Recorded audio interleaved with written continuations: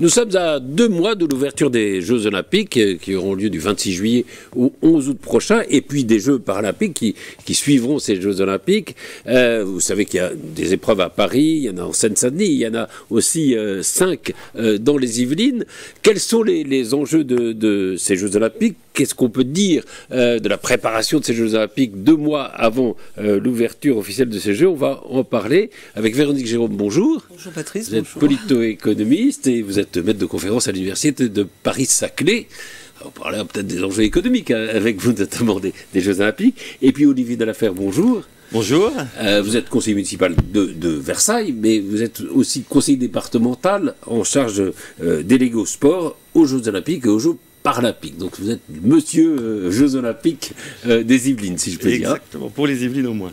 C'est ça. Alors, on voit dans l'opinion, comme ça, il y a des interprétations un peu différentes, 2 mois de l'ouverture des Jeux. Il y a ceux qui sont confiants, il y a ceux qui sont inquiets, il y a ceux qui sont fatalistes, en disant de toute façon, on ne pourra pas faire autrement. Quel est votre état d'esprit à vous? Moi, je crois qu'on a surtout chez nous on va avoir demain des Jeux Olympiques. C'est une première depuis plus de 100 ans. Je crois que c'est une opportunité fabuleuse que l'on a effectivement en France.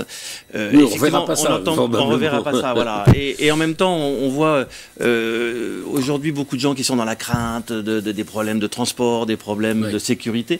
Je crois qu'aujourd'hui, il faut essayer de regarder aussi ce qu'est vraiment ce que sont les Jeux Olympiques. Les Jeux Olympiques, c'est d'abord une grande fête. Ça doit être aussi un grand mouvement populaire. C'est un temps où on va se retrouver autour des valeurs du sport, autour de plein de valeurs d'ailleurs françaises et internationales, pour se retrouver ensemble et avoir des grands jeux. Et je crois qu'aujourd'hui, moi j'ai plein d'espoir sur ces jeux, j'ai plein d'espoir de retrouvailles, j'ai plein d'espoir de voir tous ces pays qui vont arriver. Alors c'est vrai que les Français ont tendance parfois à être plutôt dans le problème que dans la solution. Je suis certain que quand la flamme va arriver à Paris, quand on va ouvrir les Jeux sur la Seine, je suis certain que les Français vont commencer à adhérer. Vous savez, quand il y a une Coupe du Monde de foot, les Français commencent à être derrière l'équipe au moment des quarts de finale. Voilà, il faut passer les premiers tours. Voilà, on va passer le premier tour. Et bien, je crois que quand on aura passé effectivement ces cérémonies d'ouverture, je pense que les Français vont forcément rentrer dedans. Ça va être que magique. Oui, plus l'événement s'approche et plus en effet il peut y avoir un engouement et le sens de la fête. Après tout, c'est quand même ça. C'est le but aussi. Oui. Véronique, vous attendez avec impatience, vous y participez, vous? Non. Je ne suis pas suffisamment calée sportive, mais si on le regarde avec l'œil de l'économiste, par exemple, je pourrais presque dire que les JO, c'est un peu comme un bien public, c'est-à-dire quand on parle du collectif, donc ça sera bénéfique pour tout le monde. Le problème, quand on a un bien public, c'est que ce qui profite à tout le monde est à tout le monde, et on a du mal à inciter les individus à participer, à financer, à payer de sa personne. Parce que à partir du moment où ça profite à tout le monde, il y a des freeriders qui vont bénéficier sans avoir à participer. Et donc ça, c'est un peu le problème de cet aspect. Quand on joue collectif, il faut vraiment jouer collectif sans arrière-pensée. Alors ce sera plus facile pour les JO que pour un bien collectif basique, je dirais, parce que le bien collectif basique, on finit par le faire financer. C'est quoi un bien collectif basique? Un bien collectif basique, c'est tout ce qui concerne, c'est peut-être les transports, c'est peut-être l'éclairage public. C'est le bien collectif pur, c'est l'éclairage public. C'est-à-dire que l'éclairage public bénéficie à tout le monde, que vous payez des impôts dans la collectivité ou pas. On n'éteint pas parce que vous ne payez pas d'impôts, donc on vous fait profiter de l'éclairage public. Maintenant, sur les JO, cet aspect bien public, c'est au sens où ça doit normalement provoquer un effet bénéfique sur le moral des Français.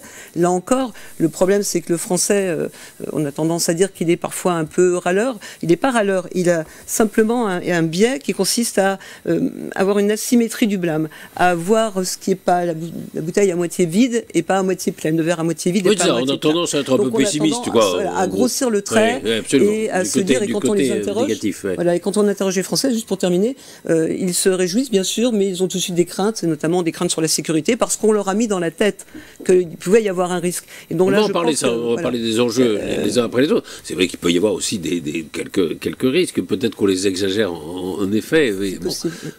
On verra. C'est d'ailleurs, c'est d'abord, avant tout, vous avez raison de dire, c'est d'abord une fête, quoi. Enfin, une fête collective et une fierté aussi d'accueillir les Jeux. Je veux dire, quand il y a eu d'ailleurs, quand les Jeux ont été attribués à Paris, enfin, bah oui, il y a eu un mouvement comme ça de fierté hein, en France. Clairement, je crois que la candidature, ça a été aussi un grand moment aussi Oui. dans les On Jeux s'était Olympiques. fait avoir une fois. Exactement. On a vu vraiment la mobilisation à ce moment-là aussi de tous les pouvoirs publics, de tous les politiques, du monde économique aussi qui s'est rangé aussi derrière ces Jeux parce qu'on avait un espoir de faire un grand événement aussi en France. Je crois qu'il est là, ce grand événement en France. On a mis des moyens aujourd'hui assez considérables, c'est vrai, pour pouvoir avoir ces Jeux. À la fois raisonnables, je dirais, parce qu'on a réutilisé aussi, et c'était le principe de ces Jeux, c'était de réutiliser aussi un grand nombre d'équipements déjà présents.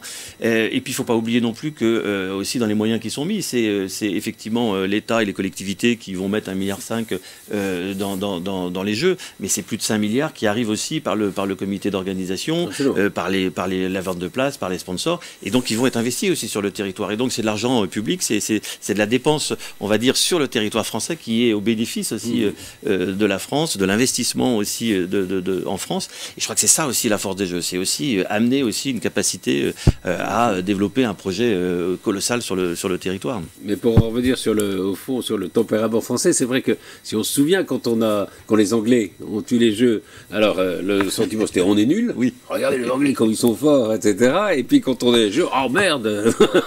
C'est un peu ce côté-là, quoi. Mais on a toujours tendance à voir je le dis encore et que vous l'avez dit tout à l'heure, mais voir par le côté négatif. Mais moi je pense qu'il faut qu'on regarde par le côté positif. Et on va en parler, mais c'est un tas de belles choses qui se réalisent aussi sur le territoire grâce à ces Jeux de préparation, le développement des politiques publiques, l'accélération des politiques publiques sur le territoire, l'après-jeu, l'investissement qui est fait et l'héritage qu'on en aura demain. Donc je crois que c'est pas neutre aussi ces Jeux. Alors on rappelle les sites dans les Yvelines. Il y a évidemment Versailles avec l'étoile royale où il y aura donc les épreuves hippiques essentiellement. Toutes les épreuves épiques, donc le concours épique, le dressage et également le concours complet qui sera lui dans le parc du château, avec deux passages sur le Grand Canal. Donc on va avoir des images fantastiques effectivement du château, du cheval, qui vont être fantastiques au vu du monde. On s'est battu quand même pour garder aussi le cheval à Versailles. Il a été contesté à certains moments. On a voulu le mettre dans d'autres endroits. Comment ça se joue ça se joue avec le comité olympique, avec le comité olympique, avec le comité international, le comité aussi de Paris 2024, et puis effectivement avec aussi les élus et l'ensemble des partenaires, le monde des caisses, la fédération aussi française, pour justement, on a essayé de rappeler, c'est ce que j'ai essayé de dire, c'est que Versailles avait contribué à la candidature aussi, et à faire gagner la candidature. Oui, il ne faut pas oublier que les Jeux olympiques et la candidature de Paris, ça devait se faire aussi autour du patrimoine, à la fois avec des équipements existants, mais aussi autour du patrimoine, et on le voit avec le Champ de Mars, avec les Invalides, mais aussi le château de Versailles faisait partie aussi, entre guillemets, de la richesse de cette candidature. Et c'est vrai que ça aurait été dommage de ne pas avoir Versailles, de ne pas montrer Versailles au reste du monde qui va venir, ou qui vont regarder. Le monde entier connaît Versailles. Voilà. Le monde entier connaît Versailles. C'est vrai qu'on avait eu la Ryder Cup, qui était à Saint-Quentin, précisément, mais enfin, pour les étrangers, c'était aussi Versailles, d'une certaine façon. Clairement. Donc c'est important. Et le cheval et Versailles, évidemment, il y a forcément un lien. Il y avait un lien très fort, historique. Si on a une histoire à raconter derrière ça, et d'ailleurs il va y avoir plein d'expositions au château autour du cheval, il va y avoir plein de conférences, on a eu une conférence encore la semaine dernière sur le cheval, donc ça crée aussi une émulsion aussi derrière ces Jeux. Je crois que c'est ça aussi, et c'est un peu l'enjeu aussi de nos territoires, c'est de promouvoir aussi l'excellence de nos territoires, et le cheval en fait partie, parce que vous savez qu'en plus les Yvelines est le premier département équin de France en nombre de chevaux, en nombre de centres équestres, pas en nombre d'adhérents, parce qu'on s'est fait piquer la place par les Normands, mais au moins on reste un département très équin. Alors, les autres lieux, il y a le Golf National, évidemment, le siège où il y a eu la Ryder Cup, qui est évidemment sans doute le plus beau, parcours, l'un des plus beaux parcours au monde, d'ailleurs. C'est ce qu'il en reste de la Ryder Cup, effectivement. C'est violent, c'est un challenge évidemment pour les joueurs. Ça aussi, ça va être intéressant. Puis là, il y a des Français qui vont à la Ryder Cup, il n'y en avait pas. Là, il y aura une équipe de Français. Et puis alors, il y a tout ce qui concerne le vélo, avec le Vélodrome, évidemment, le stade BMX, et puis la colline de Lancourt. Il y aura aussi des compétitions de vélo. Et le Vélodrome aussi. Le Vélodrome, oui. Réputé aujourd'hui. Oui. Réputation mondiale. Oui, réputation mondiale. Oui. peu de temps finalement. En peu de temps, ouais. Effectivement, on l'a vu, il y a eu pas mal de compétitions qui sont faites aussi au Vélodrome, et je crois que c'est devenu, et on l'avait vu au moment où on avait accueilli le CIO aussi sur le Vélodrome, en disant c'est un des plus beaux vélodromes du monde, techniquement et en termes de pistes. Je crois qu'on peut en être très fiers, ça fait partie de nos beaux équipements, et effectivement aujourd'hui ça va être aussi des courses fantastiques sur ce Vélodrome, et en fait on a réussi à conserver l'ensemble des épreuves, on va dire, cyclistes sur le territoire des Yvelines, parce que on aura également les courses sur route, oui. Qui vont parcourir l'essentiel de leur parcours, course, ouais. du parcours va être sur les routes yvelinoises, notamment dans la fameuse vallée de Chevreuse, que j'ai l'habitude d'ailleurs de dire en site supplémentaire, mais la vallée de Chevreuse va être aussi, qui est déjà reconnue dans le monde du cyclisme.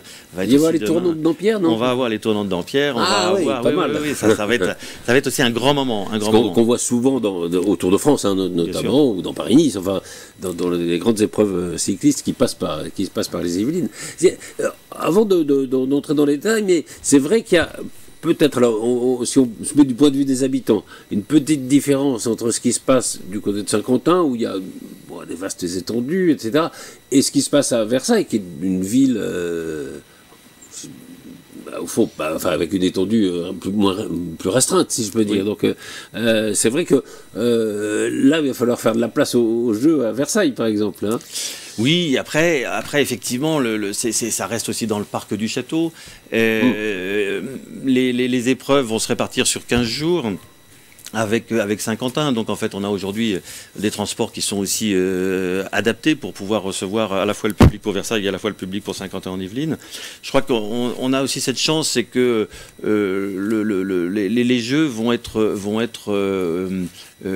aussi et à Versailles et à Saint-Quentin vont être aussi où les gens vont venir aussi beaucoup plus de Paris, et donc franchement je pense que tous les Yvelinois et les Versaillais vont plutôt aller vers Paris travailler, et donc on sera un peu en sens inverse, ce qui fera qu'on aura moins de gêne, on va dire, dans la partie transport. Alors effectivement il va y avoir quelques rues bloquées avec la RD10 qui va être bloquée, la route de Saint-Cyr, mais après effectivement au moment du marathon et au moment de la course cycliste, il faut juste dire aussi que ces deux événements sont ouverts au public et gratuits pour le public, donc c'est à la fois une contrainte, le marathon, donc c'est à la fois une contrainte, mais c'est aussi une opportunité de pouvoir accéder aux Jeux pour ceux qui n'ont pas pu avoir de place aussi dans les parcs publics, des parcs olympiques. Il faut rappeler que du 26 juillet au 11 août, il y a quand même beaucoup de gens qui sont en vacances. En plus.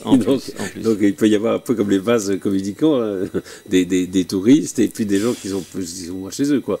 Des touristes qui attendent, parce que quand on va à l'étranger, l'année dernière déjà, je croisais des Américains qui avaient déjà pris leurs billets, prévu les places pour venir en famille. Donc il y a une véritable attente, et il faut que la France ait conscience quand même que, vu de l'extérieur, les Jeux sont vus plus en positif qu'en négatif. Je parlais de négatif tout à l'heure, mais l'image que l'on donne pour l'instant, elle est tout à fait positive. Voilà, elle est tout à fait positive. On va parler de l'attractivité dans un instant. Je propose, il y a aussi des athlètes yvelinois qui ont des chances de médaille. Je propose de voir un sujet justement sur ces athlètes yvelinois qui pourraient avoir une médaille d'or, d'argent ou de bronze.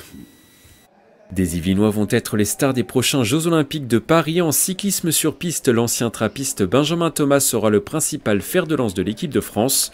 Il espère remporter l'or sur l'Omnium et l'américaine. Il avait remporté une médaille de bronze à Tokyo. Du 5 au 11 août, il faudra aussi compter sur Mathilde Gros, championne du monde en 2022 au Vélodrome national de Saint-Quentin en Yvelines. La sportive de 24 ans espère rééditer cet exploit au JO à domicile. Moi, je suis vraiment focus sur moi, je m'entraîne, je fais ce qu'il y a à faire, et puis en tout cas, voilà, j'ai pas de regrets quoi qu'il arrive dans mes préparations à chaque fois sur les compètes. Toujours en cyclisme, mais cette fois-ci en BMX Racing, Axel Etienne fait partie des favorites dans sa discipline. La sportive qui a terminé 7e des derniers Jeux Olympiques de Tokyo espère faire encore mieux les 1er et 2 août prochains au stadium de Saint-Quentin en Yvelines. Le fait que ce soit à domicile, je pense que ça peut-être diminuera cette pression-là, parce que c'est une piste qu'on connaîtra, les Français. Moi, je m'entraîne à Saint-Quentin depuis 2016, même si la piste elle a changé complètement cette année pour les Jeux. Du côté des sports collectifs, 3 Yvelinois peuvent aller chercher des médailles. Valentin Porte, originaire de Versailles, voudra conclure en beauté sa carrière internationale en remportant un second titre olympique avec l'équipe de France de handball. En basket, la famille Wembanyama, originaire du Chinero Concours, devrait faire sensation. La grande sœur Eve, 22 ans, devrait faire partie de l'équipe de France de basket 3 contre 3. Victor, quant à lui, devrait être la star de l'équipe de France après une première saison NBA réussie avec les San Antonio Spurs. Ça va être énorme. Quand je serai sur le terrain, je me donnerai à 200% comme je le fais à chaque fois que je porte ce maillot. Ce sera extraordinaire et je serai là, comme un enfant, à profiter du moment. En équitation, Kevin Stott, 43 ans, originaire du Chinero Concours, devrait participer à l'aventure. Il aura à cœur de briller à quelques kilomètres de sa ville dans le parc du château de Versailles devant plus de 16 000 spectateurs. Le sportif espère gagner une nouvelle médaille d'or après celle remportée en équipe à Rio 2016. En judo, Johan Benjamin Gaba du Perret-en-Yvelines a été sélectionné par la fédération dans la catégorie moins de 73 kg et pourrait rafler une médaille par équipe cet été. Plusieurs autres Yvelinois pourraient briller. Dorian Coninx en triathlon, le sportif de Poissy, champion du monde en titre, fait partie des favoris dans sa discipline pour sa 3e Olympiade. Et Claire Beauvais en aviron, c'est la rameuse de Mantes-la-Jolie se qualifie pour l'épreuve. Combien de médailles remporteront les Yvelinois? Le bilan sera connu le 11 août prochain à la fin des JO 2024. Voilà, c'est Michael Elmidoro ne prend pas de risque, il dit on verra ça le 11 août en effet, mais il y a des chances de médailles. Alors, on va entrer un peu dans les détails de chaque thème. Enfin, vous parliez de l'attractivité des JO. Voilà, il y a une forte attente chez les Américains, enfin chez les étrangers. Il y a eu alors, à un moment, on voyait dans les journaux les prix des appartements en location, des Airbnb qui grimpaient, des prix des hôtels, des chambres d'hôtel. Il semble que ça s'est un peu tassé, ça. Hein, non ? Il semblerait, les hôteliers, certains ont révisé un peu leurs prix. Et puis il y avait un autre marché parallèle, c'est les Airbnb, les Parisiens qui se sont dit, non seulement je vais quitter Paris, mais je vais en profiter pour finalement mettre à disposition mon logement.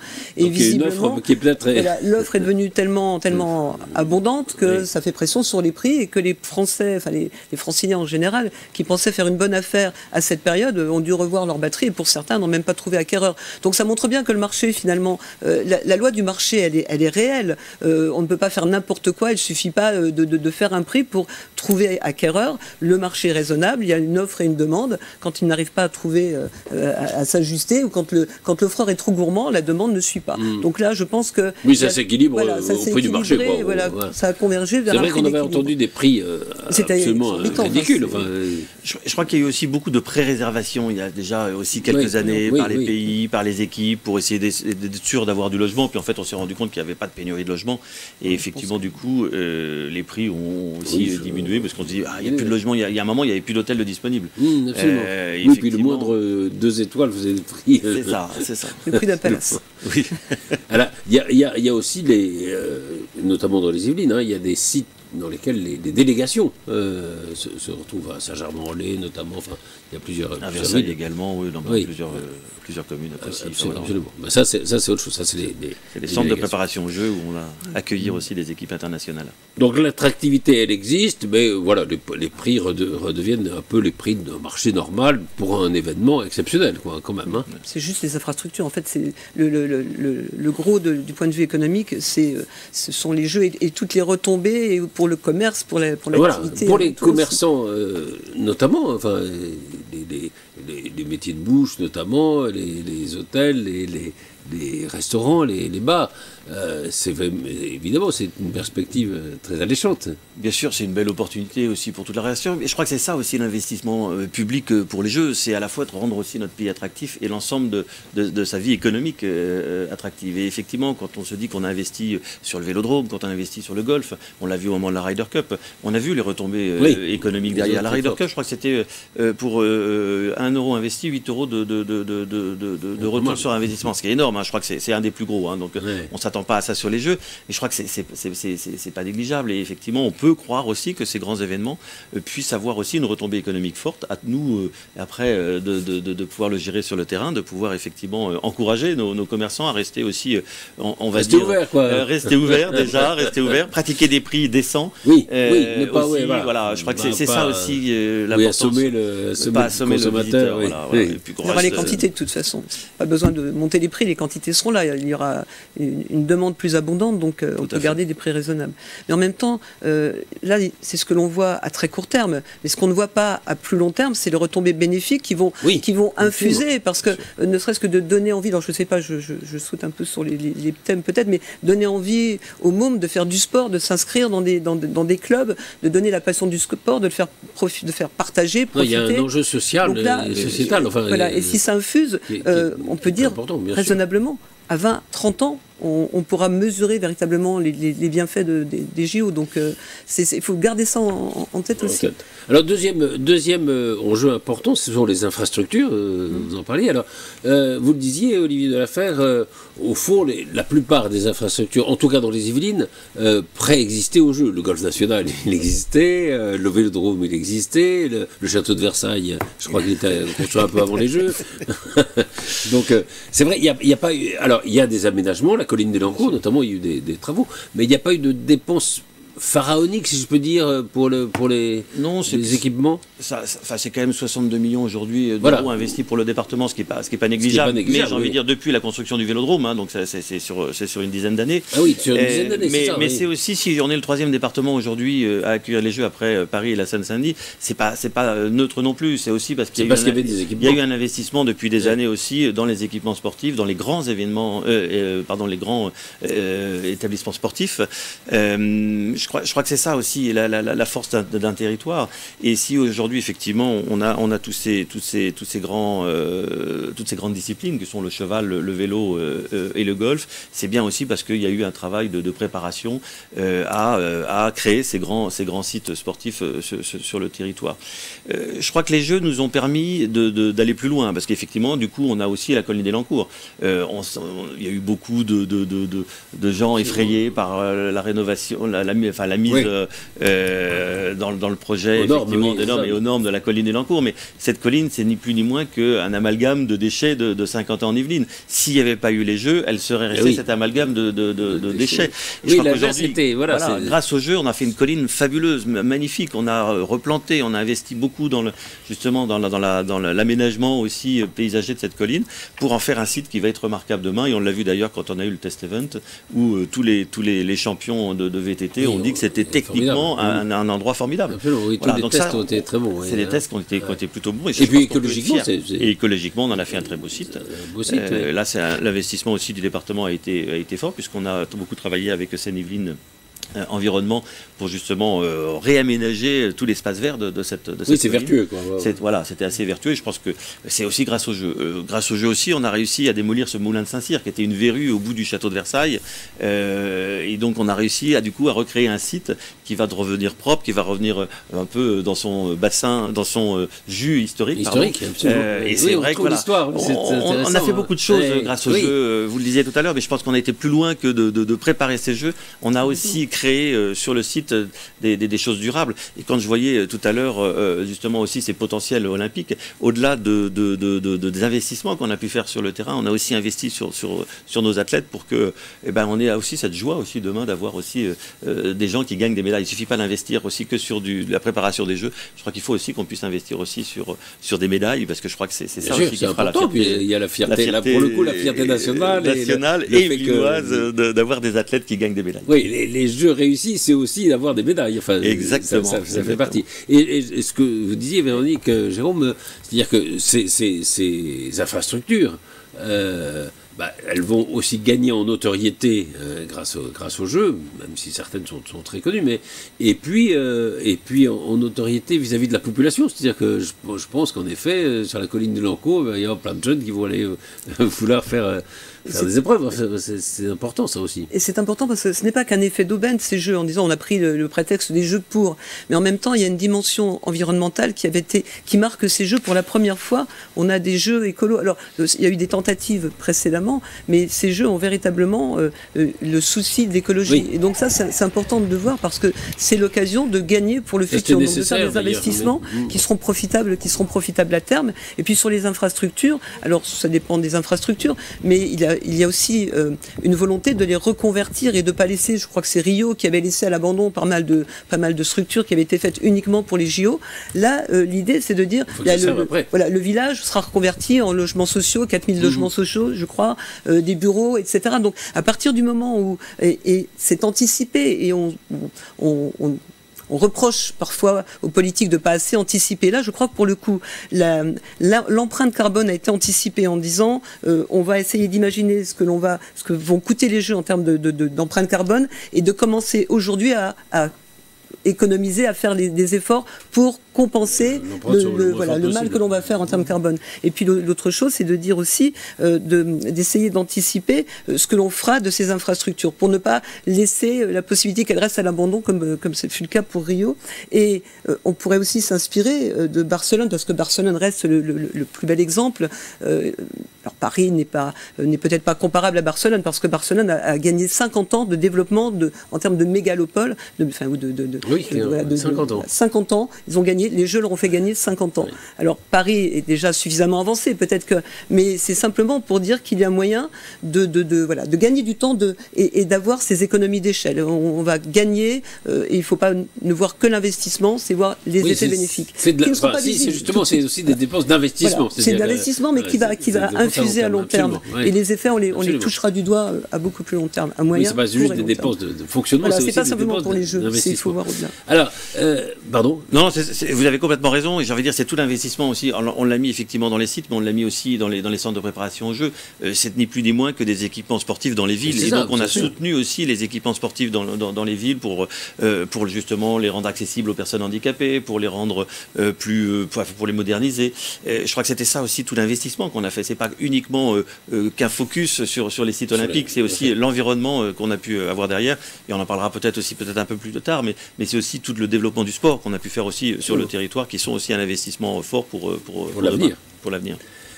Vous parlez de Barcelone. Alors, il y a quand même l'enjeu du budget qui est important. Je crois que le budget global, c'est 6,8 milliards. On a 8,8 révisés sur les Jeux. Oui. Alors, on a la statistique qui est quand même inquiétante, c'est que la moyenne de dépassement entre ce qui était prévu et ce que ça a coûté, c'est généralement 179%. Oui, mais... c'est trop pessimiste. Alors, c'est vrai vous disiez Barcelone, mais on a des exemples, par exemple Athènes, où ça a coûté beaucoup plus cher et ça a créé probablement une partie des difficultés économiques de la Grèce à un moment. Mais moi, je n'adhère pas du tout. Ah non ? Non, parce qu'il y a deux façons de voir les choses. On a pour habitude de dire, oui, finalement, le dépassement... Londres a dépassé beaucoup aussi. Oui, c'est une discipline olympique, le dépassement. Mais Pékin a fait x12, je crois. Enfin, Londres a fait x3. Mais là, alors c'est Vladimir Andreev, qui est un spécialiste d'économie publique, et notamment qui a analysé ça en termes d'économie du sport, et qui a fait le fameux rapport. Il y a des rapports intermédiaires qui disent, bon, peut-être pas 6,8, mais peut-être plutôt 8,8, mais on approche les 10 milliards, mais peu importe, je dirais, à la limite. Le problème n'est pas là, parce qu'il faut voir comment les jeux ont été amenés.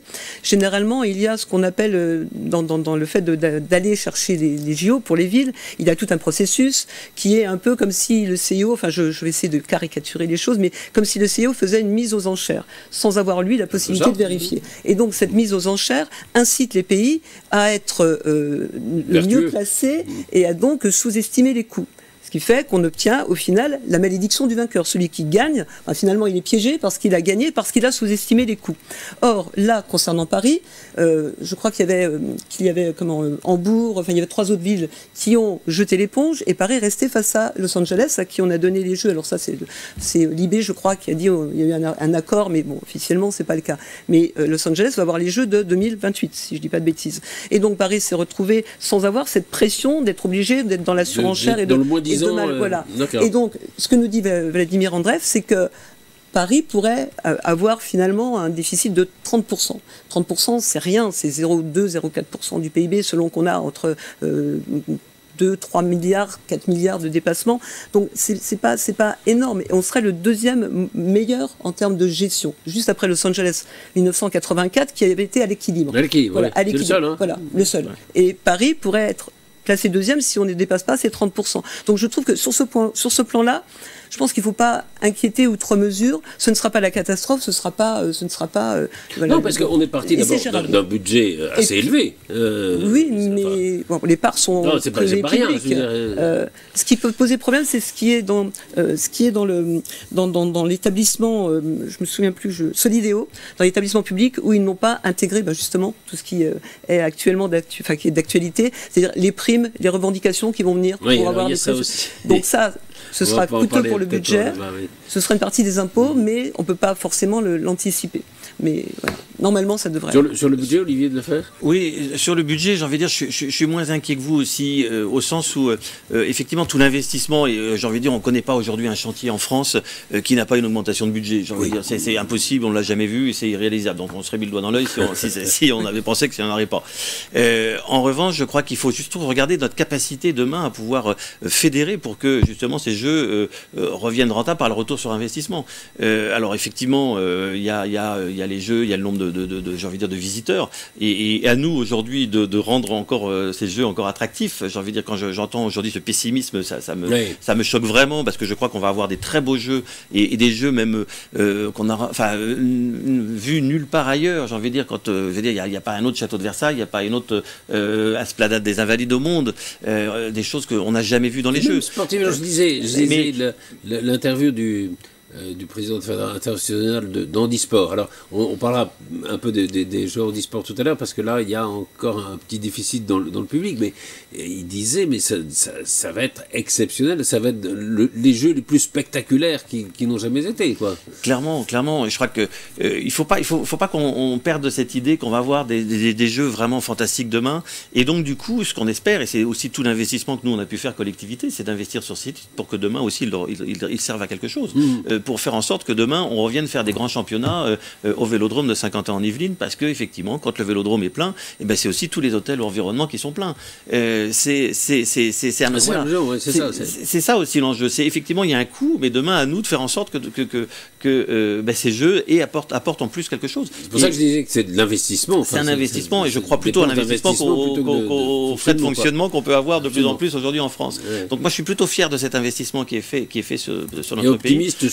Et optimiste sur ces jeux qui devraient, a priori, si on arrête de rester pessimiste, pour avoir des jeux qui vont justement être fantastiques. Et je voudrais justement pouvoir redire aux Français, aux Yvelinois, aux Versaillais, mais venez participer à ces jeux. En plus, dans les Yvelines, on a vraiment cette chance, c'est que, encore une fois, on va avoir des stades ouverts au public, avec le marathon et le cyclisme.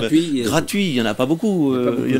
Voilà. Je pense qu'on peut faire rayonner quand même notre pays avec ces jeux.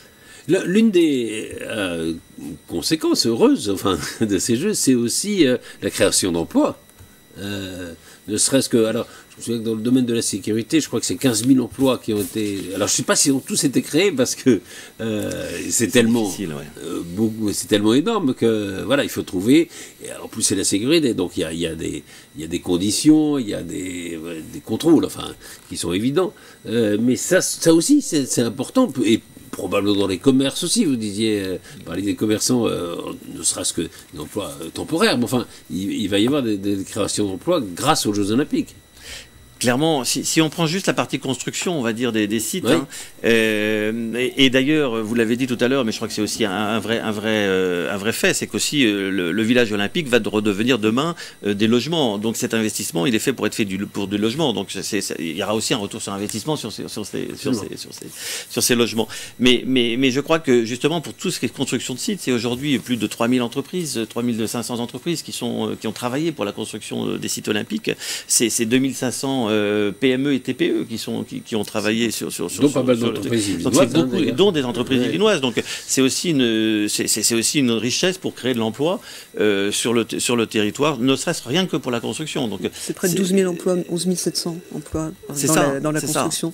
Et 60 000 dans le tourisme. C'est ce qui est donné. Après, voilà, et 5 000 contrats d'insertion aussi sur le territoire. C'est important. On a vraiment aidé. Je crois qu'on peut dire qu'on a maintenu à la fois l'investissement public, mais aussi on a créé vraiment de l'emploi sur le territoire grâce aux Jeux.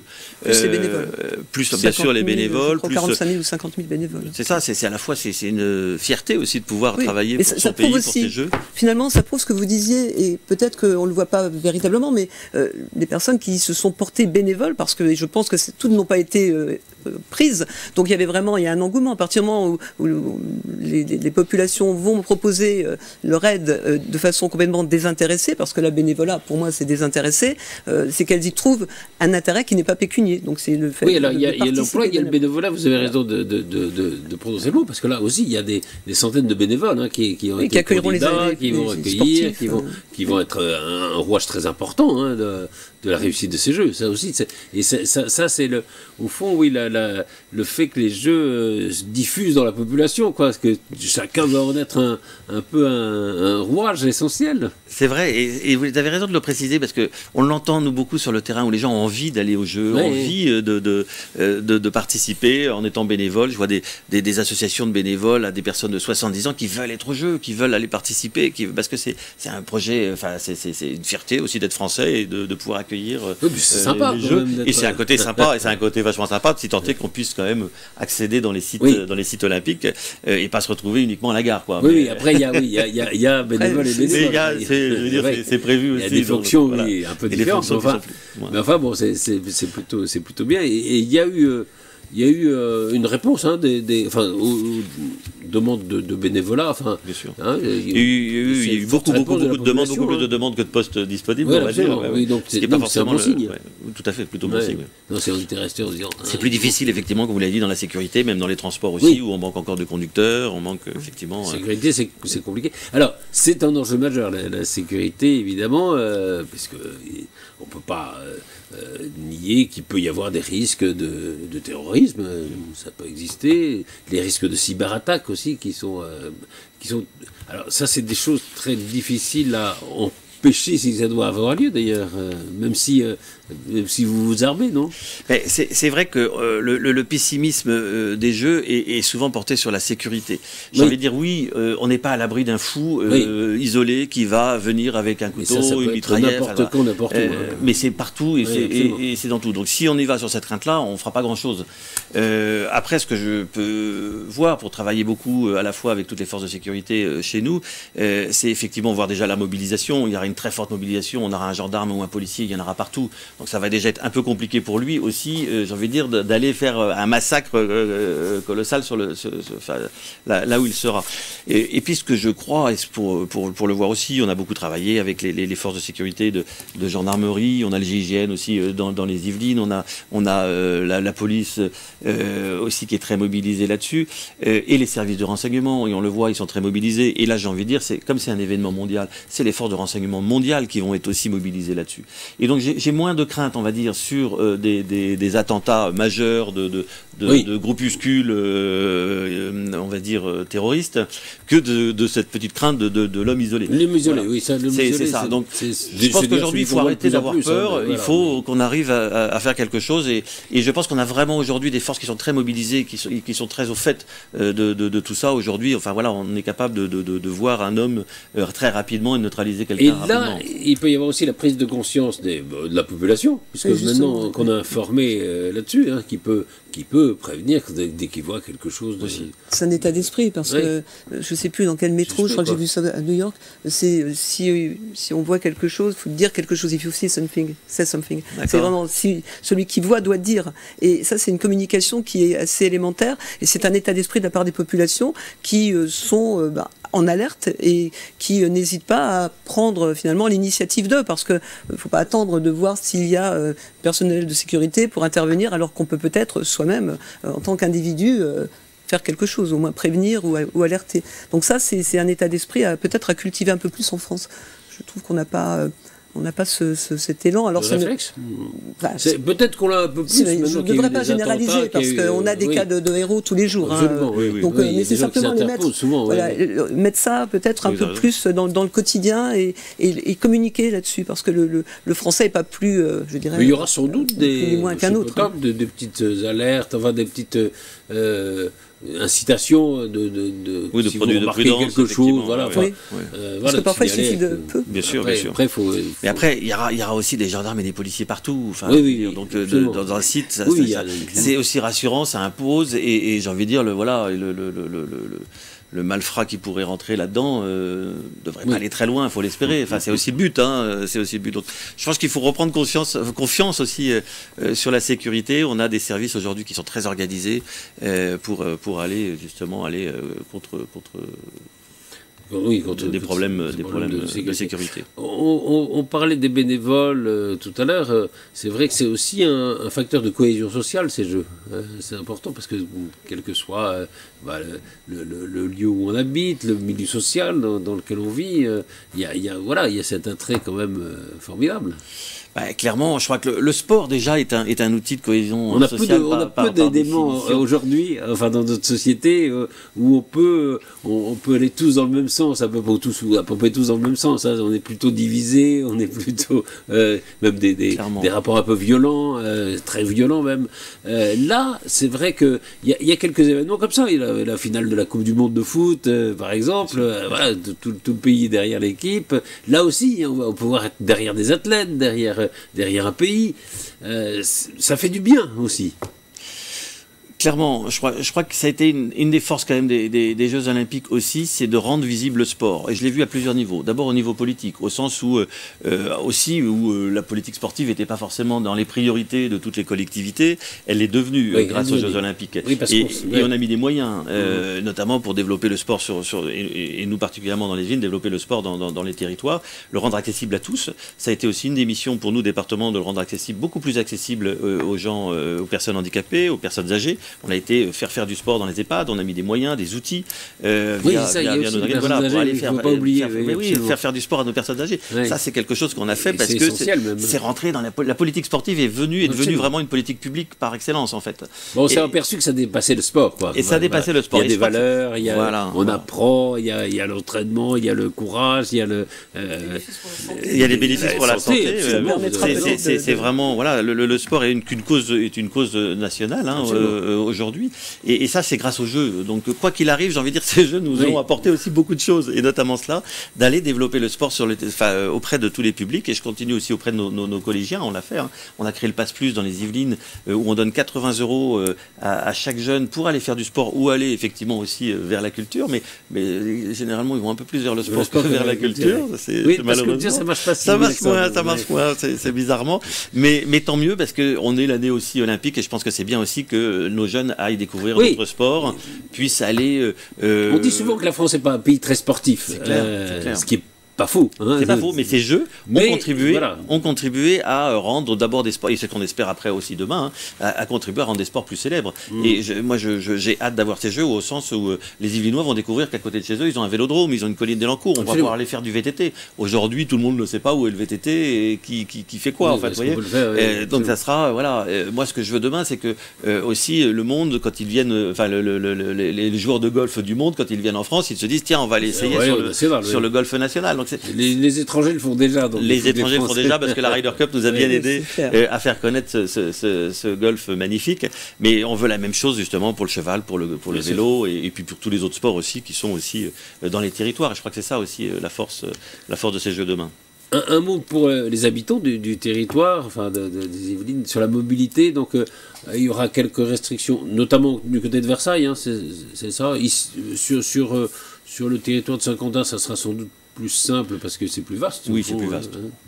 Mais il n'y a pas de... Oui, je vous disais tout à l'heure, la RD10 effectivement sera fermée dans Versailles. On aura quelques blocages au moment du marathon et de la course cyclisme, mais ça reste marginal. J'ai envie de dire, après, on va pouvoir quand même circuler dans Versailles. D'abord, il faut savoir que tous les sites olympiques ne seront accessibles uniquement que par les transports en commun, donc ça ne va pas non plus avoir d'influence trop forte sur les transports en voiture.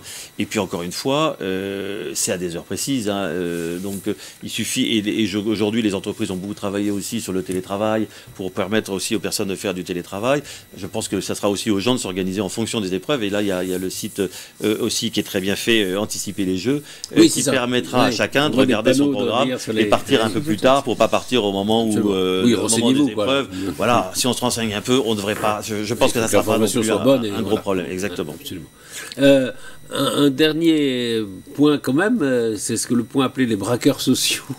C'est-à-dire, on a vu, il y avait grève dans les transports en Ile-de-France mardi, on a vu des grèves des aiguilleurs du ciel, on a vu la grève des éboueurs à Paris. Alors, parfois, les éboueurs, j'y mets un peu à part, parce que souvent, c'est des gens qui ont plutôt des statuts assez favorables, c'est-à-dire des retraites à 59 ans, etc. Donc, mais tout le monde demande des primes, quoi. Est-ce que c'est le jeu, Ou est-ce que vous trouvez ça un peu, quand même...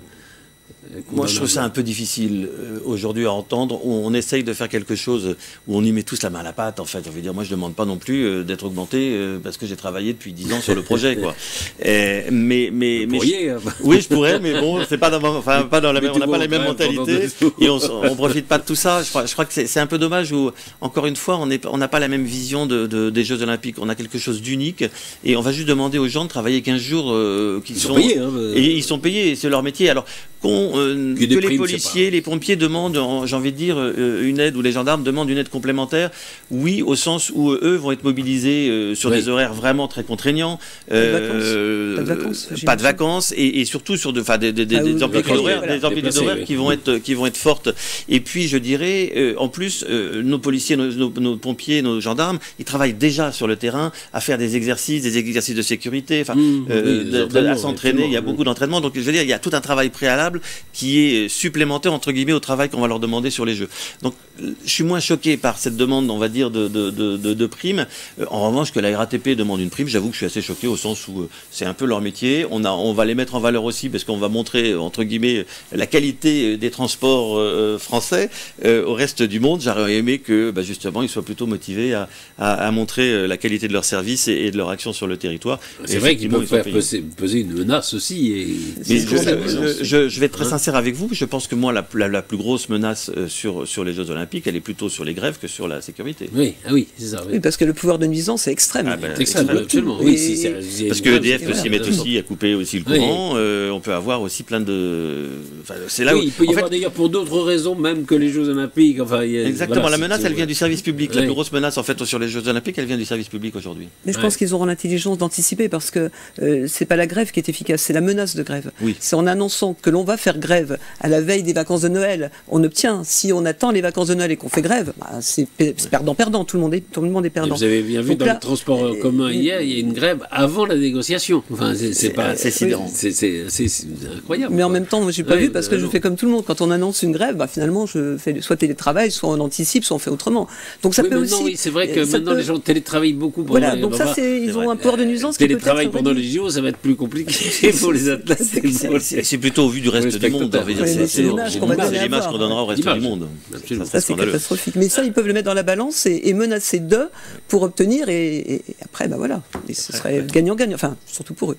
Clairement. Alors, un mot, parce que vous êtes aussi délégué aux Jeux Paralympiques. Les Jeux Paralympiques, là aussi, alors c'est extrêmement spectaculaire. Moi, je suis fasciné par les athlètes en situation de handicap parce que sur leur courage, sur leur abnégation, sur leur volonté. Enfin, c'est vrai qu'ils nous donnent tous des leçons.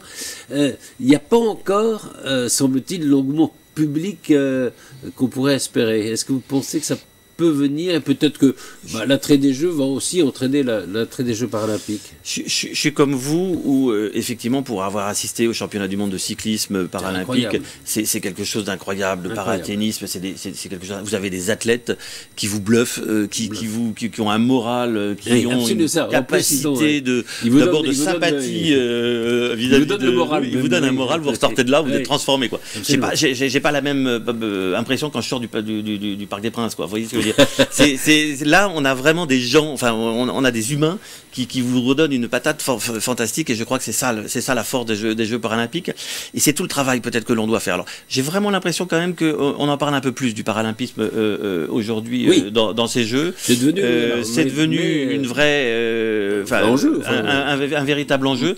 On a essayé nous de le faire aussi dans les Yvelines, de l'appliquer dans les Yvelines. Je vous parlais tout à l'heure de l'investissement qu'on pouvait faire aussi auprès des établissements, notamment de personnes handicapées, les aider à aller faire du sport. Ça fait partie de l'enjeu aussi de travailler sur les territoires pour pouvoir développer le sport. On l'a fait auprès des clubs. Plutôt que toujours financer, je me suis dit, on va essayer de financer les clubs qui veulent développer des équipes para, parce qu'on a vu aussi que dans les clubs sportifs, quand il y avait une équipe para, ça changeait complètement la mentalité du club. Donc c'est ce que je vous disais tout à l'heure, c'est que effectivement des athlètes para, ça vous change, ça vous booste, ça vous fait des choses extraordinaires. Et donc c'est tout cet investissement qu'on a essayé de faire aussi sur le territoire.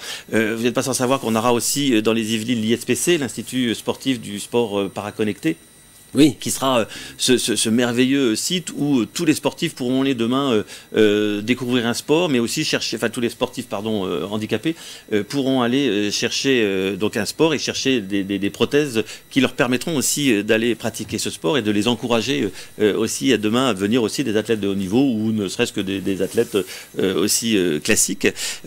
Ça sera vraiment l'héritage demain des Jeux paralympiques en France. Ce sera d'ailleurs le seul héritage des Jeux paralympiques. Mais je crois que c'est ça aussi, pouvoir parler du paralympique, c'est aller montrer notre capacité justement à donner une image assez fabuleuse de ces Jeux paralympiques. Et on a la chance, en plus dans les Yvelines, on aura le dressage paralympique et on aura également le cyclisme aussi paralympique. Je crois que on a 2 disciplines fantastiques qui vont aussi se dérouler dans les Yvelines. Il faut absolument, j'ai envie de dire qu'on se mobilise aussi pour ces Jeux. Mais j'ai même dit, moi, à Tony Estanguet, que si demain toutes les places n'étaient pas vendues dans les stades, je veux que ces stades soient remplis. Et on trouvera des moyens avec nos collèges, avec nos établissements de personnes handicapées pour les remplir, pour que ça soit vraiment des Jeux où que ce soit aussi une fête, voilà, une grande fête aussi pour tous les Yvelinois, mais aussi pour tous ces athlètes qu'on puisse aussi aller les applaudir dans les stades, parce que je vous assure, pour les avoir vus, moi, ils me bluffent à chaque fois, et c'est impressionnant, c'est vraiment impressionnant. Et puis ils ont toujours un sourire fantastique. Je crois que c'est aussi leur force, et je crois que c'est ces Jeux qu'il faut aussi qu'on arrive à promouvoir vraiment. Aussi demain, je crois que c'est important pour. Je recite la phrase d'Andrew Parsons, qui est donc le président du Comité international paralympique. Ces Jeux seront les plus spectaculaires de l'histoire, dit-il.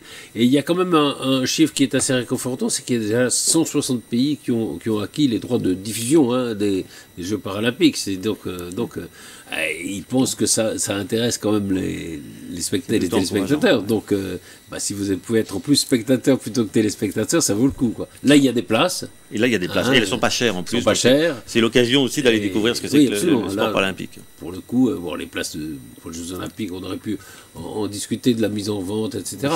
Mais là, pour les Jeux paralympiques, il n'y a aucune raison. Là-dessus, non, il n'y a pas. C'est une forme de respect, je pense, que d'aller assister et de reconnaître l'effort et le dépassement de soi. De plaisir, hein. C'est un vrai plaisir, parce que ils sont extraordinaires, quoi. Et pour les jeunes, les ados, c'est une forme aussi, c'est un exemple pour montrer qu'il y a toujours un moyen de trouver de la résilience, de trouver les ressorts en soi-même, en soi, et de ne jamais considérer le verre à moitié vide, mais le verre à moitié plein. Un mot qui n'a rien à voir avec les JO, mais vous parliez du Parc des Princes tout à l'heure. Le PSG, le Parc des Princes, est-ce que l'histoire est finie? Alors, on a parlé ici de Montigny, le Bretonneux. Là, on parle de Saint-Cloud, mais avec un dossier compliqué. Vous suivez un peu le dossier de loin, parce que j'ai envie de dire, c'est pas même si ça reste du sport, mais c'est pas dans les Yvelines.